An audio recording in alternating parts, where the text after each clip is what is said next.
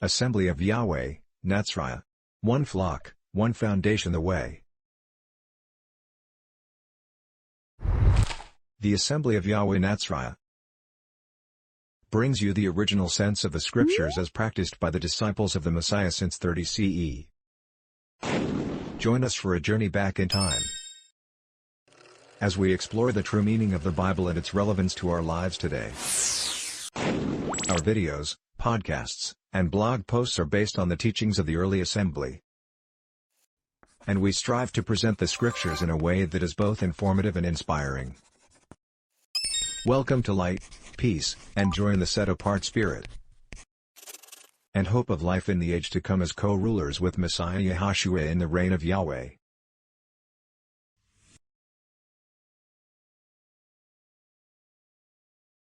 The pleasures of this life. Parashat Matot-Mas. Last week, there was no audio or video available on the podcast channels. This is because the final edit failed to meet with message production standards. Here at the Assembly of Yahweh Nazari, the aim is to present the message that leads to life never-ending in a manner that will be defensible when inquiries are made about the hope expressed in the reign of Yahweh and of his Son, Yehoshua of Nazareth. As the emissary Peter instructed all believers through the power of the Spirit of Yahweh, but in your hearts, consecrate Messiah as Master. Always be prepared to give a defense to everyone who asks you the reason for the hope that is in you. But respond with gentleness and respect, keeping a clear conscience, so that those who slander you may be put to shame by your good behavior in Messiah. 1 Peter 3:15-16. A troubling characteristic. This week's episode, titled Parashat Matot-Mas, is the last from the book of Numbers for the Nazari year 1994. It is a passage in the life of the Israelites that Yahweh trained in the wilderness, which reveals the control the flesh had over the tribe of Reuben and the tribe of Gad. This is shown in their materialistic desires and self-seeking or selfish behavior. The facts of their lust for the pleasures of this life, as Yehoshua Messiah calls it, reveal the troubling character of those among the brethren who do not have the Spirit of Messiah in them. You, however, are controlled not by the flesh, but by the Spirit. If the Spirit of the Mighty One lives in you, and if anyone does not have the Spirit of the Messiah, he does not belong to the Messiah. Romans 8:9. The selfish request of the Reubenites and Gadites. The flesh, our flesh, is controlled by what science calls the five senses. In the passage you are about to read, you will hear that the tribes of Reuben and Gad, like Yahweh in the Garden of Eden, and like Lot while he was with Abraham, saw that the land of Gilead was suitable for raising cattle, of which they had a great many.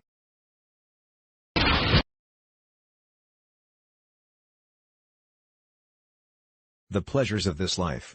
Parashat Matot-Mas. As this land appeared suitable for raising livestock, they became impatient with the promise of Yahweh and decided they would remain there and not cross over into the land of the promise. Numbers 32:1-4. Now the Reubenites and Gadites, who had very large herds and flocks, surveyed the lands of Yazer and Gilead, and they saw that the region was suitable for livestock. So the Gadites and Reubenites came to Moses, Eleazar the priest, and the leaders of the congregation, and said, Dibon, Yazer, Nimrah, Heshbon, Elealeh, Sabam, Nebo, and Beon, which Yahweh conquered before the congregation of Israel, are suitable for livestock. Your servants have livestock. To appreciate the similarity and tendencies of brethren who do not have the Spirit of Messiah in them, compare the above passage with the following passages where Yahweh and Lot, similarly controlled by the flesh, also saw. Genesis 3:6. When the woman saw that the tree was good for food and pleasing to the eyes, and that it was desirable for obtaining wisdom. She took the fruit and ate it. She also gave some to her husband, who was with her, and he ate it. Genesis 13:10-11.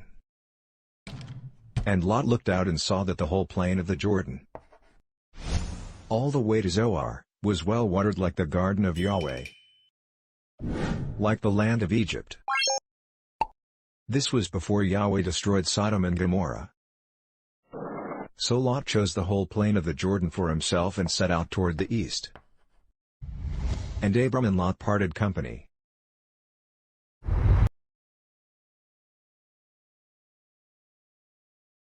Subscribe to our channel today and learn more about the original Nazarenes.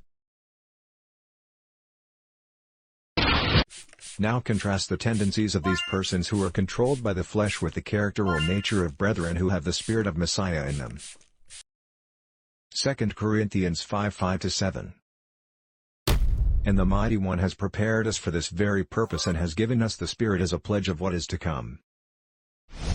Therefore, we are always confident, although we know that while we are at home in the body, we are away from the Master. For we walk by faith, not by sight. Deuteronomy 12:9. You have not yet come to the resting place and the inheritance that Yahweh, your Mighty One, is giving you.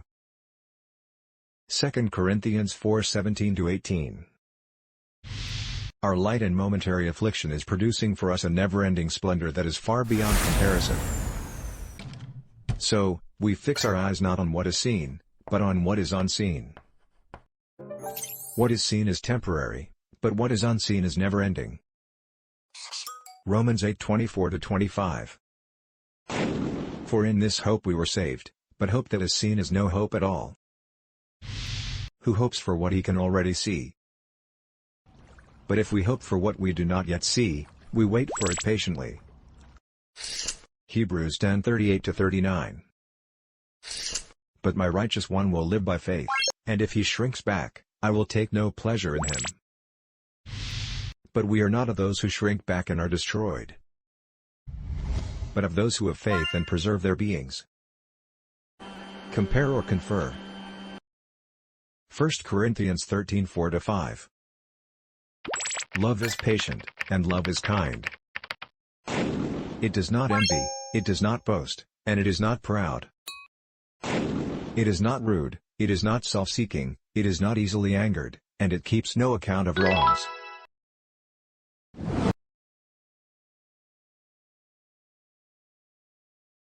The pleasures of this life. Parashat Matot-Mas. Continued. This selfish request from the Reubenites and Gadites is not what Yahweh had commanded or promised to the Israelites. This is an act of disobedience to Yahweh's purpose to bring all Israel over to the land of the promise. History shows that this separation from their brethren exposed them to early exile by the Assyrians. Interestingly, in much the same way as Adam, Chawah, and Lot were exiled from the Garden of Eden and from Sodom and Gomorrah, respectively. 1 Chronicles 5:25-26. But they were unfaithful to the Mighty One of their fathers, and they prostituted themselves with the mighty ones of the peoples of the land, whom the Mighty One had destroyed before them. So the Mighty One of Israel stirred up the spirit of Pul king of Assyria, that is, Tiglath-Pileser king of Assyria, to take the Reubenites, the Gadites, and the half-tribe of Manasseh into exile. And he brought them to Halah, Habor, Hara, and the river of Gozan, where they remain to this day. Genesis 3:22-24. Then Yahweh the Mighty One said, "The man has become like one of us, knowing good and evil. And now, lest he reach out his hand and take also from the tree of life, and eat, and live for the age and more."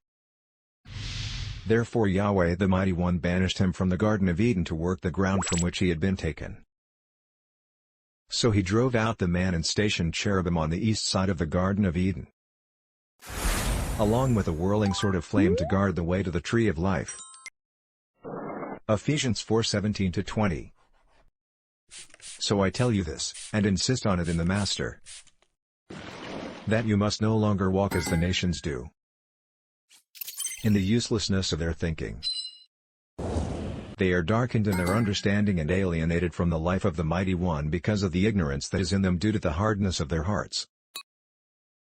Having lost all sense of shame, they have given themselves over to sensuality for the practice of every kind of impurity, with a craving for more.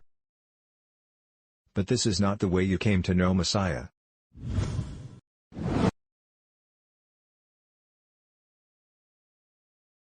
Assembly of Yahweh, Nazari. One flock, one foundation, the way. The Assembly of Yahweh Nazari brings you the original sense of the Scriptures as practiced by the disciples of the Messiah since 30 CE. Join us for a journey back in time, as we explore the true meaning of the Bible and its relevance to our lives today. Our videos, podcasts, and blog posts are based on the teachings of the early assembly, and we strive to present the Scriptures in a way that is both informative and inspiring. Welcome to light, peace, and joy in the set-apart spirit and hope of life in the age to come as co-rulers with Messiah Yehoshua in the reign of Yahweh.